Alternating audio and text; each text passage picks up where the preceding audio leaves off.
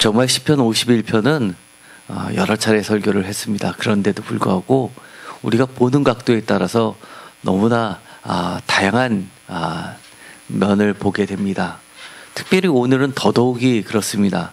아마 어떤 면에서는 참 오늘 말씀은 재밌다고 해도 될 듯 합니다.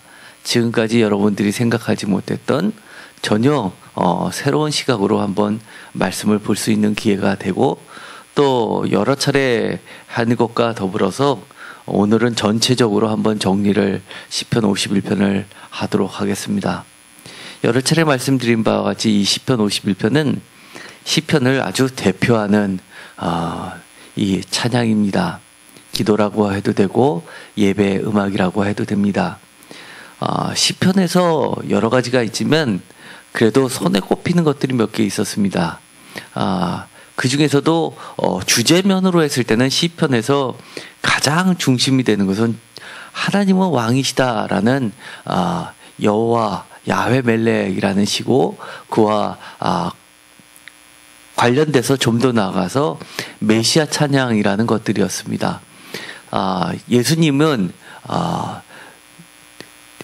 온 땅의 주인이시고 하나님의 대리자로서 다스리시는 분이시다라는 내용인데, 이것이 예를 들어서 시편 22편이라든지 시편 2편이라든지 이런 것들이 나중에 예수 그리스도가 하나님의 아들이라는 것을 신약에 와서 대거 뒷받침하는 증거 자료로 많이 사용됐었던 것도 우리가 그동안 해왔던 시편을 통해서 많이 보았습니다. 그런 것처럼 이 시편 51편도 그와 못지않게 예수님의 사역을 대변해주는 시편이기도 합니다. 예수님께서 제일 먼저 이 땅에 오셔가지고 어떤 설교를 하셨습니까? 복음서를 기준으로 하면은 세례 요한이 했었던 설교와 똑같이 시작되고 있습니다.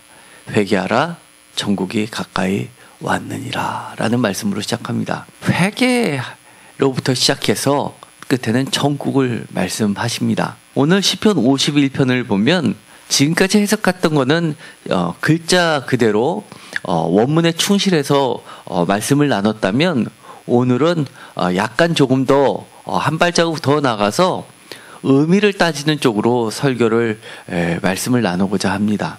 오늘 51편을 보면 처음에 회개로부터 시작이 됩니다.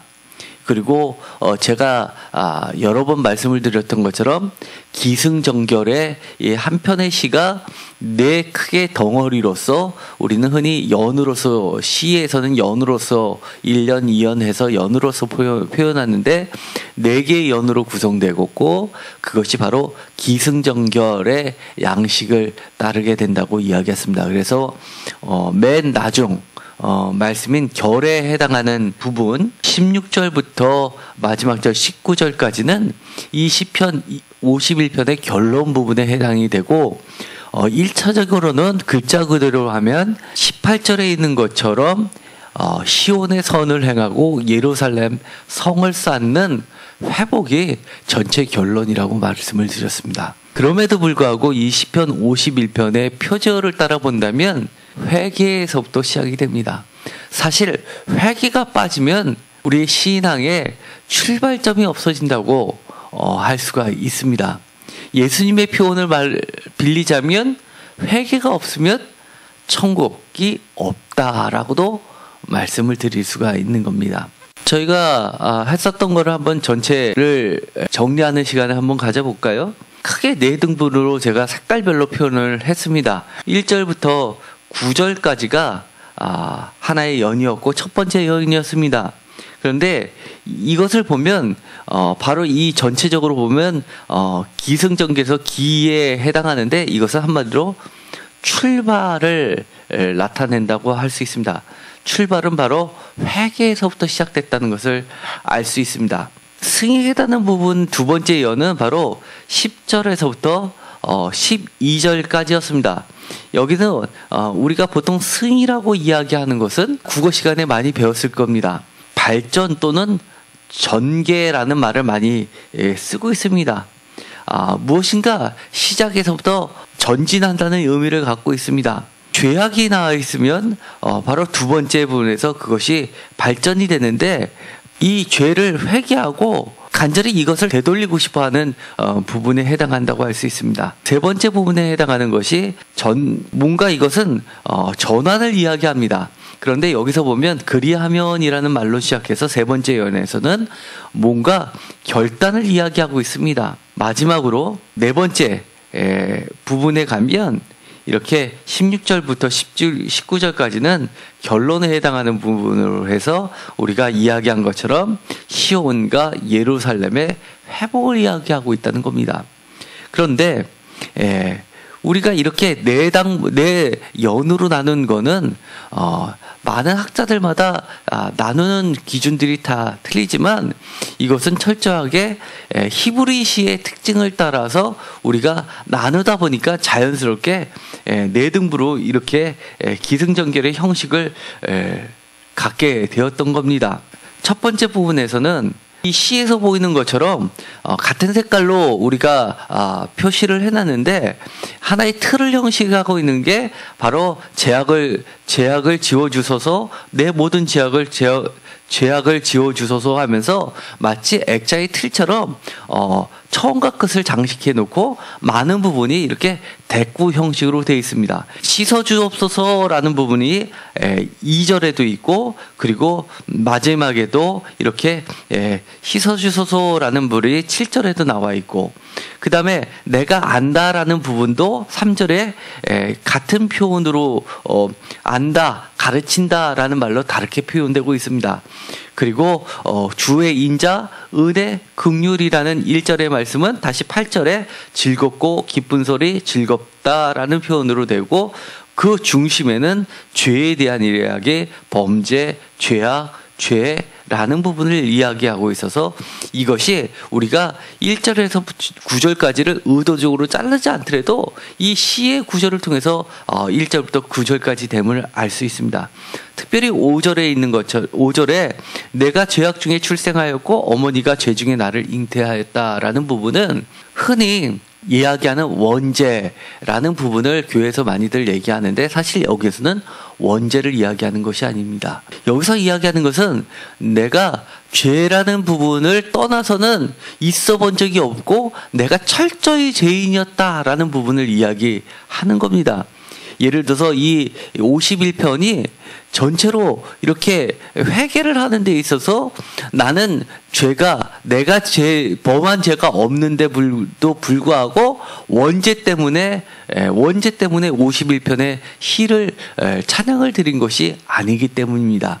오히려 여기선 구체적으로 14절에 있는 것처럼 살인죄를 이야기하고 있습니다. 이것은 원죄라기보다도 내가 원죄 이후에 구체적으로 내가 살면서 내가 범한 구체적인 죄를 가지고 이야기하는 겁니다. 우리가 회개를 할 때 우리가 구원을 못 받는 거, 원죄만 아니었으면 구원받기에 충분한데 원죄 때문에 구원을 못 받는다라는 것이 아니기 때문입니다. 원죄를 떠나서 우리는 구원을 천국에 들어가지 못할 정도로 그렇게 정말 충분히 죄를 다 지고 있는 죄인들이라는 사실을 인식해야만 우리가 사실은 회개할 수 있는 겁니다.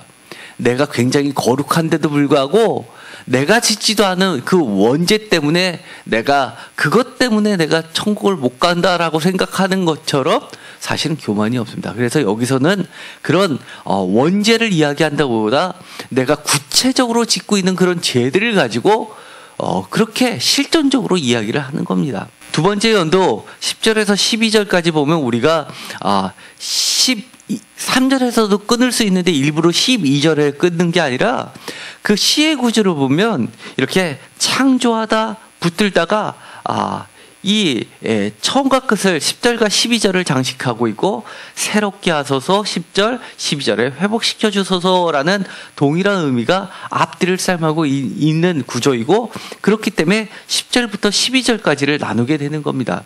그리고 그 중간에 보면 내속, 이라는 말과 나를, 내게라는, 그리고 나를이라는 구체적인 나와의 연관성, 정한 마음, 그리고 정직한 영, 주의 성령, 주의 구원, 이렇게 구체적으로 이렇게 대꾸법을 가지고 뜻을, 비슷한 말을 반복해서 놓고 이것을 더 구체적으로 더 강도를 세게 하고 있기 때문입니다. 그리고 쫓아내지 마소서, 거두지 마소서도 마찬가지 11절에 그렇게 대꾸를 이루고 있습니다. 그래서 이 10절에서 두 번째 연 12절은 보다 회개가 분명하게 나타납니다. 1절부터 9절까지는 내 죄에 대해서 출발이 내가 죄가 있다라는 인식에서 나왔다면 이 10절에서부터 12절까지는 그것에 대해서 회개하면서 구체적으로 나를 새롭게 해달라는 간구가 들어가 있는 겁니다. 13절부터 오늘의 말씀의 본문은 13절부터 보면 이렇게 되어 있습니다. 그리하면이라고 시작하면서 그렇게 내가 회개를 간구했는데 그 간구대로 하나님께서 기도를 응답해 주고 내 죄를 씻어 주신다면 내가 전환을 하겠다고 이야기합니다. 어떻게 전환하겠다는 겁니까? 마찬가지로 가르친다라고 이야기합니다.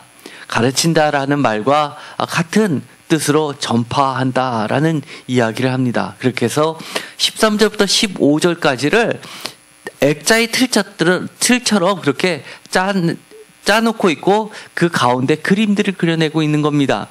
우리가 가르치는 건 어떻게 합니까? 우리가 예수님을 가르치는 것, 우리의 회개를 가르치는 것, 천국을 가르치는 것, 하나님을 가르치는 구체적인 가르치는 방법은 사실 우리가 하나님을 전파하는 거고 내 죄가 용서함 받았다는 것을 하나님께서 용서해 주셨다는 것을 선언하는 것이고 전도하는 것이고 전파하는 것입니다. 그래서 전도가 그만큼 중요한 겁니다. 주의 도라는 말과 나의 구원 그리고 주의 의 그다음 이 주 이런 것들이 다 같은 뜻입니다. 또 한 가지 기억할 것은 중요한 게 이 주의 도를 가르치고 주를 찬송하며 전파하는 것 이런 것들을 다 어떻게 하겠다는 겁니까? 중요한 겁니다. 바로 내가 하겠다는 겁니다. 다른 사람의 통해서가 아니라 바로 내가 나의 구원을 나에 대해서 하신 것을 바로 내 입술을 통해서 내 입이 주를 전파한다고 이야기합니다. 거기다가 가운데 내 혀라고 이야기를 하는 겁니다. 사실 내가 하지 않고 다른 사람이 하는 것을 구경만 하는 것 그것은 전도가 아닙니다. 하나님은 오늘의 51편 시편을 통해서 우리에게 이야기해 주시는 것은 바로 너는 어떠냐라고 이야기하는 겁니다. 다른 사람의 죄, 많은 죄를 이야기하는 것이 아니라 내 죄는 어땠냐? 너는 어땠냐? 너는 나와 어땠냐라고 이야기하는 겁니다. 1000만 명이 구원을 받아도 내가 구원을 못 받으면 무슨 의미가 있습니까? 바로 내가 중요한 겁니다. 그리고 또 중요한 게 뭡니까? 나와 밀접하게 관련되어 있는 내 가족들입니다. 그래서 성경에서는 그렇게 이야기합니다. 나의 가족의 구원은 아주 귀한 구원이라고 이야기하지 않습니다. 천금보다도 귀한 구원이라고 이야기하는 겁니다. 우리가 시편을 얼마 전에 한 것 중에서 너무나 중요한 표현이 나왔습니다. 죄를 씻는데 우리의 죄는 너무나 중하기 때문에 너희들이 돈으로 살 수 있냐? 아무리 돈이 많아도 그 죄를 씻을 수 없다라고 이야기했던 부분 기억나십니까? 이 아주 짧게 지나가는 말씀이지만 그 말씀은 우리가 반드시 마음판에 새겨둬야 되는 겁니다. 천금을 갖다 줘도 사실은 구원만큼은 나의 구원만큼은 해결할 수가 없는 겁니다. 내가 왜 가르칩니까? 한마디로 죽게 돌아오기를 만드는 것이기 때문입니다. 그래서 이 또 중요한 부분이 있습니다. 내가 가르치고 전파하는 중요한 도구가 있습니다. 그것이 무엇일까요? 바로 노래라는 겁니다. 찬송이라는 겁니다. 이 마지막 결론 부분에 가는 부분을 보면 결론도 마찬가지입니다. 이 틀을 형성하는 것들이 있죠. 예를 들어서 제단, 주의 제단, 이런 것들, 제사, 번제, 이런 것들이 바로 제사, 번제, 이런 것들이 전체적으로 흐르는 것이라고 했습니다. 그리고 내가 드렸을 것이다, 내가 드렸을 것이다. 그 다음에 기뻐한다, 기뻐하지 아니한다, 멸시하지 아니한다, 그리고 기뻐하시리라 라는 것들이 틀을 갖고 있고 18절의 중심으로서 시온과 예루살렘에 선을 행하시고 성을 쌓는다라는 회복을 이야기한다고 그랬습니다. 그런데 다시 우리가 서론 부분에 이야기했던 부분으로 돌아가겠습니다. 예수님께서 뭐라고 이야기하셨죠? 회개하라, 천국이 가까이 왔다라고 이야기했습니다. 사실 이 시편 51편의 결론 부분을 제가 이야기하면서 여러분하고 나누고자 했던 것은 예수님의 말씀처럼 죄의 인식에서부터 시작이 돼서 하나님께 기도를 합니다. 기도를 하면 무엇인가 이 죄에서부터 발전돼 나가는 것이 됩니다. 우리가 비록 죄를 지었지만 신앙이라는 게 무엇입니까? 자라난다는 신앙이 싹튼다라는 것은 무엇입니까? 우리가 하나님께 죄를 용서를 구하는 간구 기도입니다. 그리고 나서는 그것을 믿음으로 기도했다면 우리가 전화를 해야 되는 것이 있습니다. 우리가 하나님 앞에 결단을 해야 됩니다. 하나님, 내 죄를 용서해 주신다면 제가 새 사람으로서 이렇게 하겠습니다. 구원의 기쁨을 찬양하겠습니다. 구원의 기쁨을 증거하겠습니다. 예수님을 전하겠습니다. 라고 이야기해야 됩니다. 결론이 오늘 이야기한 것처럼 하나님께서, 주님께서, 예수님께서 은혜로 우리에게 시온의 선을 행하시고 예루살렘의 성을 쌓는 것처럼 우리들의 무너졌던 부분을 회복시켜 주시겠다고 이야기합니다. 좀 더 크게 이야기해 볼까요? 예루살렘 성, 진짜 예루살렘 성이 무엇입니까? 예루살렘 성전이 무엇입니까? 진짜 제사와 번제와 온전한 예배, 주의 진짜 마지막에 우리에게 내려올 제단이 무엇입니까? 요한계시록 22장에 있죠. 새하늘과 새 땅. 거기에는 이 새로운 성전이 나오는데 새로운 성전에 되신 분이 바로 예수 그리스도 어린 양 자신이 새로운 성전이 되고 있습니다. 그리고 거기에는 해와 달도 없어집니다. 예수 그리스도가 어린 양이 빛이 되시기 때문입니다. 종말적으로 마지막으로 우리가 달려가는 결론 무엇입니까? 바로 완전한 예수 그리스도의 나라, 하나님 나라, 다시 오시는 주님과 함께 우리가 찬양 드리면서 그 앞에 서는 것 아니겠습니까? 진정한 예루살렘 성전을 세우는 일에 우리가 동참하는 일이 무엇이라고 이야기하는 겁니까? 바로 내 혀로, 내 입술로, 내 입이 주를 찬양하는 거라고 이야기를 하는 겁니다. 예배를 시작하면서 세계 각국에서 우리가 알지도 못하는 곳에서 이 진정한 예루살렘을 회복시키는 일이 벌어지고 있는 일들을 우리가 찬양을 불러보았던 겁니다. 오늘 51편에서 이야기한 것처럼 이것을 하나의 단순한 개인시로 읽든 지금처럼 새로운 각도로 선교로 종말론적으로 우리 전 인류가 개인을 포함해서 전 인류가 죄를 깨닫고 하나님께 간구하고 그리고 우리의 입으로 그리스도를 전파하고 최종적으로 하나님 나라의 완성, 예수 그리스도의 살아계신 성전을 회복시키는 일에 우리가 동참해야 되는 겁니다. 이를 위해서 기도하고 그리고 깨어있는 우리들이 되었으면 좋겠습니다. 우리가 오늘 말씀을 나누면서 제가 정말 기도하면서 이 제목을 정했습니다. 제목을 다 같이 3번 반복해서 읽도록 하겠습니다. 주께서 내가 내 혀가 내 입술이 내 입이 온 세계의 새 예루살렘 성전을 위해 주를 찬양하며 전파하리이다. 아멘. 주께서 내가 내 혀가 내 입술이 내 입이 온 세계의 새 예루살렘 성전을 위해 주를 찬양하며 전파하리이다. 아멘.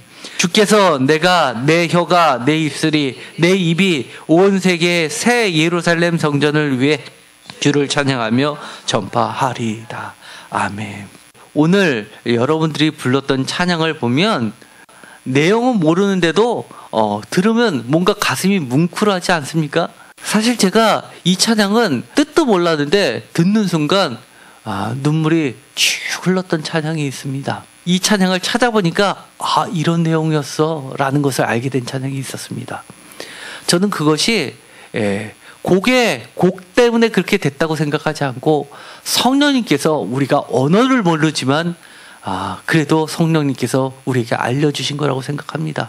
하나님께서 원하시는 건 무엇입니까? 주님께서 가장 기뻐하시는 것이 무엇입니까? 내 입으로 찬양하는 것만 원하는 것이 아니라 나를 포함해서 전 세계 만국의 언어가 하나도 빠짐없이 주를 찬양하는 것을 원하고 계시지 않겠습니까? 오늘의 이 찬양 일라이 예수야라는 이 찬양은 아랍어에 해당한다고 합니다. 뜻은 오직 예수라는 뜻입니다. 아주 단순합니다. 가사가 이거가 답니다. 이 일라이 예수야라는 이 단순한 오직 예수라는 이 말 한마디 때문에 이들은 목숨을 잃을 수밖에 없었습니다. 승계의 상황에서도 이 찬양을 부르면서 이들은 신앙을 시켰습니다. 기도드리겠습니다. 하나님 감사합니다. 우리 죄를 회개합니다. 죄를 주님께 고백하고 용서함 받기를 간구합니다. 용서해 주시는 하나님을 향해 결단합니다. 내 입이, 내 혀가 내가 주님을 찬양하며 전파하겠다고 다짐합니다. 영원하신 하나님의 나라, 어린 양 예수가 참성전이 되시고 영원한 빛이 되시는 그 온전한 제사가 회복되는 날까지 우리도 주님을 찬양하며 동참하기를 원합니다. 하나님께서 무너진 성을 회복시켜 주시옵소서.